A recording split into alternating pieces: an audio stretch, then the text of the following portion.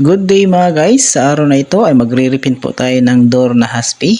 Kung bago pa lang kayo sa channel ko, sana huwag niyo kalilimutang mag-subscribe, like and share and click all notification bell button para updated po kayo sa mga bagong video ko. Leo Cads Mix Video. Ito na po yung pintuan guys na ating pinaprimeran ng epoxy primer. Kaya po natin to i-repaint mga guys kasi yung dating Haspi na grano mga guys, napipid na po kasi yun. Ito na po yung pangalawang ginawa natin guys. Pinipintahan po natin ng pintura na kulay black. Gamit pong yung solvent na pintura. Tatlong block na pagdi-divide po natin yan mga guys. Kasi ito po yung design niya sa paghahaspi. May tatlong linya na kulay black. Pagkatapos na mapintahan natin ng kulay black mga guys, lalagyan po natin yan ng masking tape. Patutuyuin lang po natin bago tayo maglalagay ng masking tape. Ito na po yung pangatlong ginawa natin, nilagyan natin ng masking tape.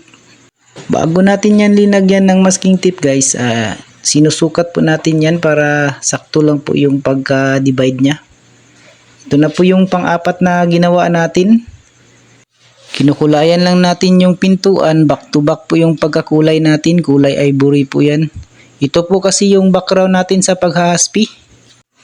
Dalawang ulit po natin yan babalikan sa i-spray mga guys para makapal po yung ating background.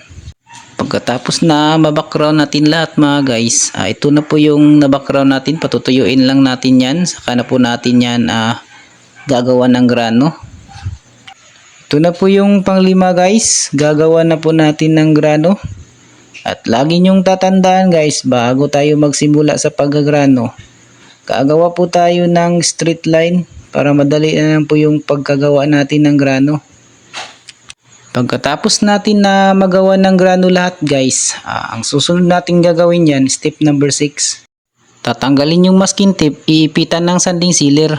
I-spray po natin gamit po yung spray gun. Dalawang ulit po natin babalikan mga guys. Pang-pito at panghuli mga guys, ito na po yung pinakahuli. Kung ano pong gusto nyong top coat, matte finish or glossy finish, nakadepende po kasi yan sa may-ari na ating pinipintahan mga guys. Kung ano po yung gusto nila, yung matte ba or glossy. Ito na po yung natapos namin na pintuan mga guys. Sa lahat ng hindi pa nakapag-subscribe dyan, sana mag-subscribe na po kayo. Leo Cads Mix Video. Abangan nyo na lang ang susunod kong video. Maraming salamat po sa inyo. God bless you.